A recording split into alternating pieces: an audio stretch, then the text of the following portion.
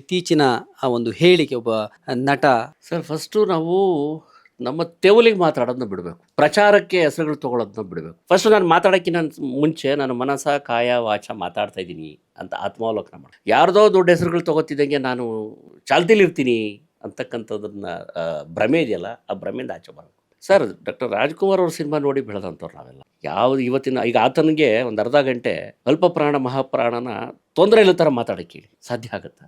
But Rajkumar ಅವರು ಇಡೀ ಸಿನಿಮಾದಲ್ಲಿ ಅವರು ಇಷ್ಟೂ ಇರತಕ್ಕಂಥ ಸಿನಿಮಾದಲ್ಲಿ ಯಾವ್ದಾರ ಸಿನಿಮಾದಲ್ಲಿ ಅವರು ಸಂಗೀತ ಕಲಿದೇ ಇದ್ರು ಕೂಡ ಸಂಗೀತದಿಂದ ಹಿಡಿದು ಆ ಸರಸ್ವತಿ ಹಂಗೆ ಒಲ್ದಿದ್ರು ಅಂಥ ಒಬ್ಬ ನಟನ ಬಗ್ಗೆ ಮಾತಾಡೋಕ್ಕೆ ನಮಗೆ ಯೋಗ್ಯತೆ ಇರಬೇಕು ಸರ್. ನಾವು ಯೋಗ್ಯಹೀನರಾಗಿ ದೊಡ್ಡ ಕಲಾವಿದ್ರ ಬಗ್ಗೆ ಆದರೆ ಮಾತಾಡೋದಕ್ಕಿಂತ ಮುಂಚೆ ನಾನು ಯಾವ ವಿಚಾರವಾಗಿ ಯಾಕೆ ಬೇರೆ ವಿಚಾರಗಳು ಬೇಕಾದಷ್ಟು ಇದೆಯಲ್ಲ ಮಾತಾಡೋಕೆ ಹೇಳಿ.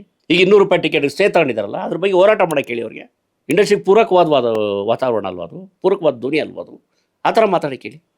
ಅದನ್ನು ಮಾತಾಡಬೇಕೇ ಹೊರತು ಆಮೇಲೆ ಒಬ್ಬ ನಟನಾಗಿ ಅಥವಾ ಇಂಡಸ್ಟ್ರಿಗೆ ನನ್ನ ಕೊಡುಗೆ ಅಂತಲ್ಲಿ ನಾನು ಪ್ರಶ್ನೆ ಮಾಡ್ಕೋಬೇಕಲ್ಲ.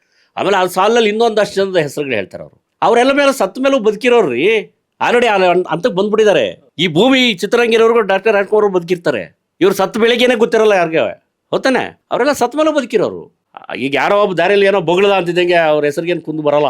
ಅದನ್ನ ಯಾರು ಏನೋ ಮಾಡೋಕ್ಕೂ ಆಗಲ್ಲ. ಅದೊಂದು ಮೇರು ಪರ್ವತ, ಅದು ಅಲ್ಲಿ ಹತ್ತಕ್ಕಾಗಲ್ಲ, ನೋಡ್ಬೋದು ಅಷ್ಟೇ ನಿಂತ್ಕೊಂಡು. ಅದು ಹೋದ್ರೆ ಅವ್ರ ಮೇಲೆ ಬೀಳುತ್ತೆ ಹೊರತು ಅದೇನಾಗಲ್ಲ. ಅದರಿಂದ ನಾವು ಮಾಡೋ ಕೆಲಸ ಬೇಕಾದಿಷ್ಟೇ, ಅದ್ರ ಬಗ್ಗೆ ಮಾಡ್ಬೇಕು ನಾವು. ಆಮೇಲೆ ಇವ್ರಿಗೆ ಏನಾದ್ರು ನಿಜಕ್ಕೂ ಚಿತ್ರರಂಗದ ಬಗ್ಗೆ ಕಾಳಜಿ ಇದ್ದರೆ